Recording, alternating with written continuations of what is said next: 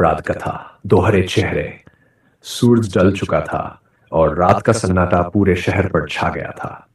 मुंबई के भीड़ भाड़ वाले इलाकों में से एक धारावी की तंग गलियों में अब चहल पहल कम हो चुकी थी। गली के आखिरी छोर पर एक छोटा सा मकान था जहां विजय सिंह अपने परिवार के साथ रहता था। वह आदमी दिखने में साधारण था, पर उसकी जिंदगी में कई राज छिपे थे। दिन में वह एक क्लर्क का काम करता, लेकिन रात में उसका दूसरा चेहरा सामने आ जाता। विजय का अतीत वह बेहद डरावना था। कुछ साल पहले वह एक कुख्यात अपराधी हुआ करता था, लेकिन पुलिस के जाल से बचने के लिए उसने अपनी पहचान बदल ली थी। अब वह एक सभ्य नागरिक की तरह जी रहा था, लेकिन अंदर ही अंदर उसका डर कभी खत्म नहीं हुआ। क्या कोई उसकी सच्चाई जान जाएगा? ठक ठक, विजय की धड़कनें तेज हो गई। इतनी रात को कौन हो सकता है? उसने धीरे से दरवाजा खोला और सामने खड़ा था एक अनजान आदमी। उसकी आंखों में अजीब सी चमक थी और होंठों पर हल्की सी मुस्कान। तुम्हें लगता है तुम अपने अतीत से बच सकते हो? उस आदमी ने सीधे विजय की आंखों में झांकते हुए कहा। विजय के चेहरे का रंग उठ गया। तुम कौन हो? उसने कांपती हुई आवाज में पूछा। मैं तुम्हारा पुराना साथी हूं, राजेश। भूल गए क्या? उसने हंसते हुए कहा। वही राजेश जिसके साथ तुमने वह बड़ा बैंक लूटने का प्लान बनाया था। विजय के पैरों तले जमीन खिसक गई। राजेश, वह उसी का तो साथी था जिसे पुलिस ने पकड़ लिया था। लेकिन विजय, वह तो भागने में कामयाब हो गया था। वह समझता था कि राजेश अब तक जेल में सड़ रहा होगा, पर अब वह उसके सामने खड़ा था और उसकी आंखों में सिर्फ बदला था। तुम यहां क्यों आए हो? विजय ने घबराते हुए पूछा। क्यों? राजेश ने ठहाका लगाया। तुमने मुझे धोखा दिया। अब मैं तुम्हारा खेल खत्म करने आया हूं। विजय ने खुद को संभालने की कोशिश की। तुम जो भी चाहते हो ले लो, पर मेरा परिवार, उसे इस सब में मत घसीटो। राजेश ने उसकी बात सुनकर जोर से हंस दिया। तुम्हें लगता है मैं तुम्हें इतनी आसानी से छोड़ दूंगा? नहीं विजय, अब तुम मेरे इशारों पर नाचोगे, वही करोगे जो मैं कहूंगा। हम फिर से अपराध करेंगे और इस बार तुम भाग नहीं पाओगे।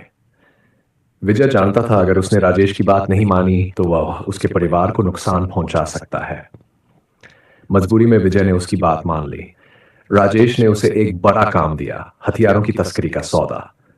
लेकिन विजय ने ठान लिया था वह इस बार कोई गलती नहीं करेगा।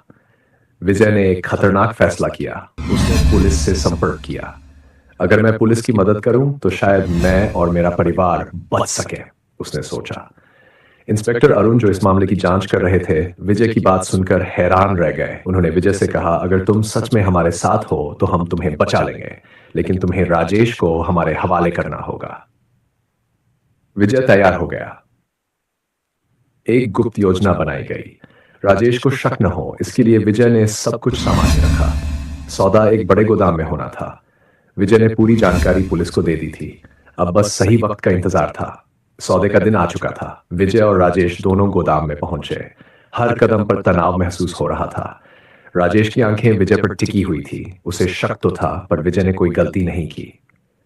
तभी अचानक चारों तरफ से पुलिस ने धावा बोल दिया। रुको! इंस्पेक्टर अरुण की आवाज गूंज उठी। राजेश तुरंत चौंक गया।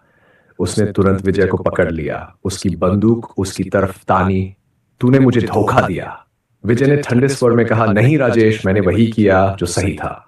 मैं अब अपने परिवार के लिए जीना चाहता हूं, अपराध के लिए नहीं। राजेश ने अपनी बंदूक उठाई और विजय पर निशाना साधा। कुछ पलों का तनाव और फिर इंस्पेक्टर अरुण ने तेजी से कदम बढ़ाए। राजेश, हथियार डाल दो। पुलिस चारों तरफ से घेर चुकी थी। राजेश ने थोड़ी देर तक सोचा, फिर उसने आखिरकार हार मान ली। उसने बंदूक नीचे रख दी। राजेश को गिरफ्तार कर लिया गया। विजय को पुलिस ने सुरक्षा दी और उसकी मदद के कारण उसके पुराने अपराध माफ कर दिए गए।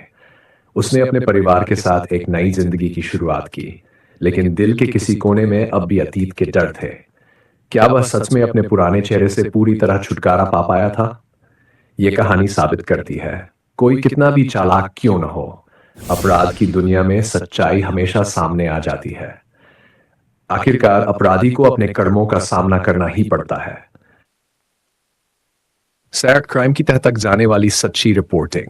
अगर आपको क्राइम की गहराई में जाकर सच्चाई जानना पसंद है तो हमारे चैनल को लाइक और सब्सक्राइब करें। हमारी क्राइम सीरीज का हिस्सा बने। हर एपिसोड में रहस्य, रोमांच और वास्तविकता का तालमेल। चैनल को सब्सक्राइब करें और हमारे साथ इस यात्रा करें।